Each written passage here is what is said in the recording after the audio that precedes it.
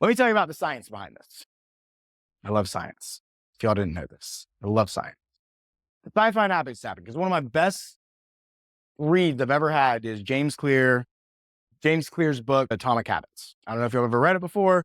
Really, really good. I was fascinated because I was like, I don't get it. Like, what is this habit stacking thing? Why scientifically does this matter?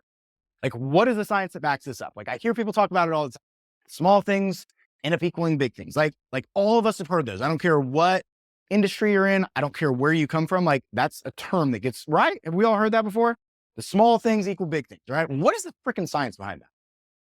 It's this beautiful little process called synaptic pruning. So I went and dug deep for this one because I was like, I need to understand the science behind this.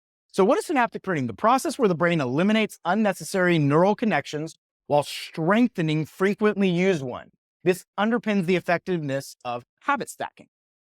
So to go into that, okay, whenever you are between the ages of 1 or 0 and 5, you are creating roughly 15,000 to 30,000 neurons a day.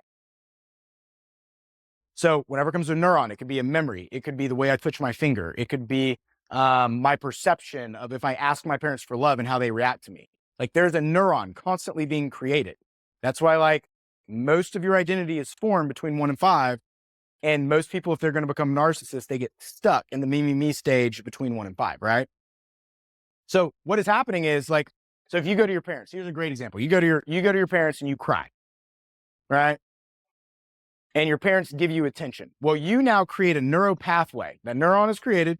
You now have a neuro pathway of when I go to my parents and I cry, I get attention.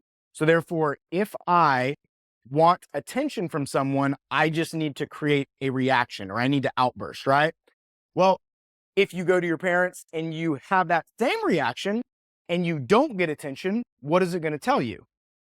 If I go and I react a certain way, I'm not going to get attention. So that is creating, you're pruning off one habit, right? You are eliminating one process and you are strengthening the other. It's the same thing whenever it comes to your morning. If you every single morning wake up in a bad mood, you are going to pick bad mood processes. You are going to pick bad mood neuropathways. This is scientifically proven. They have tons of studies where they hook up 256 electromagnetic readers to people's brains. And when they make decisions over and over and over again, you can literally see ruts in the brain. Like ruts to where pathways are picked over and over and over again. It's fascinating. That's what synaptic pruning is. For instance, starting with a simple habit like pairing 10 push-ups with your morning coffee, right? So you wake up, you're like, well, I want to start getting in shape. Well, every single time I have coffee, I'm going to connect a habit with having coffee. Instead of going and sitting down, well, I'm going to do 10 push-ups. That is creating a neuro pathway connected to working out. It's a reward system. It can gradually lead to the development of more comprehensive exercise routines. So let's look at this, right? A lot of people talk about wanting to get in shape. I don't have to worry about anybody in this room because all of you guys are swole and all of you guys can go on Instagram and post your bikini pics and everybody will follow you. So I'm not telling you to do so, but if you wanted to, Yeah. So what would a fitness habit stacking looks like? Well, maybe it starts with doing the 10 push-ups with coffee, right? If you got a friend, if you got a family member, if you got someone that's like, man, I really want to get in shape, just tell them, hey, every single time you have coffee, why don't you just do 10 push-ups? It's funny because I had someone that I'm coaching right now. It's an executive at a company. And he wants to get rid of sugar. And I was like, well, where do you use the most sugar? I put sugar in my coffee. Okay, well, every single time you have coffee or every other time you don't have coffee, you can't put sugar in it anymore. He was not happy with me. Start with the first part of the day. You have your coffee, you put your sugar in it. Well, if sugar is the thing you're trying to eliminate and coffee is associated with sugar, if we eliminate sugar 50% of the time, when it comes to coffee, guess what's going to happen? You're going to consume less sugar. You know what the other thing it's going to do? You're going to start connecting a habit that you enjoy, which is coffee, and you are going to have to pick, well, do I want to have coffee or do I want to have sugar? Which of the two is greater? And guess what starts happening? He's now eliminated sugar out of his diet. Over 45 days, he said that he has eliminated 50% of the sugar. He said when he goes out to dinner now, guess what happens? Instead of ordering a pop, he orders water. Because it all started with that freaking activity. Isn't that crazy? Isn't that nuts? It's so exciting because you can literally program yourself. So maybe you start doing that. Then maybe you start going, okay, well, I've accomplished that. Now I'm going to go to gym twice a week, right? Then, okay, I'm going to start taking targeted supplements to help with muscle growth. right? Then maybe I hire a personal trainer. Then you might start training for a triathlon. My point is, if you just started training for a triathlon, are you going to be able to run a triathlon? All those steps are required to run the triathlon. If you want to become a millionaire, what do you need to start doing? Well, you probably need to go study what millionaires do, and you probably need to look at where they started and what they're doing consistently. If you want to be in peak physical condition, well, go and look at where do you start, and then you start stacking those things.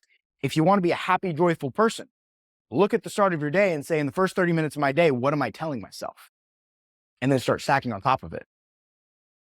After you have that routine, you can take it wherever you want. You want to run a triathlon, whatever. And this is just physical, guys. This is everything you do in life.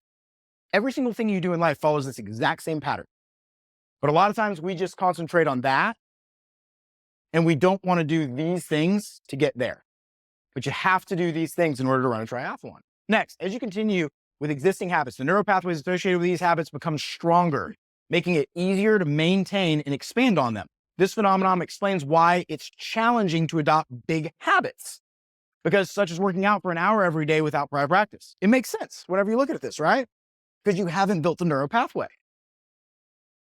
By starting small and consistently building up synaptic connections through repetition, you can progressively increase the complexity of your habits, transitioning from push-ups to a full at-home workout, and eventually incorporating gym sessions into your routine. This is one example because I think everybody wants to be better in physically shape. And not to mention, for the first time in 30 years, the United States actually this last year decreased obesity. For the first time, we turned it around. Now, some of that could be Ozempic. There could be a lot of different reasons, but I'm pretty excited about that. What are y'all's thoughts on this? The hardest thing is that because those neural pathways are so ancient, like a lot of your negative neural pathways or the neural pathways you're trying to prune off are so ancient. It's like you go to a tree, right? And like you start trying to prune off a massive branch versus a twig. Well, the twig, you can just go up and just kind of break off, right? You got a massive branch that you fed. It's going to take a while for that to actually be eliminated. And so you have to pick those new twigs over and over and over again and prune off the big tree in order to completely eliminate it. And so that's the interesting thing, is like old habits die hard, right? Like they do. And so not falling back into those, the only way you can do that is by consistently reinforcing the positive ones. But I love this.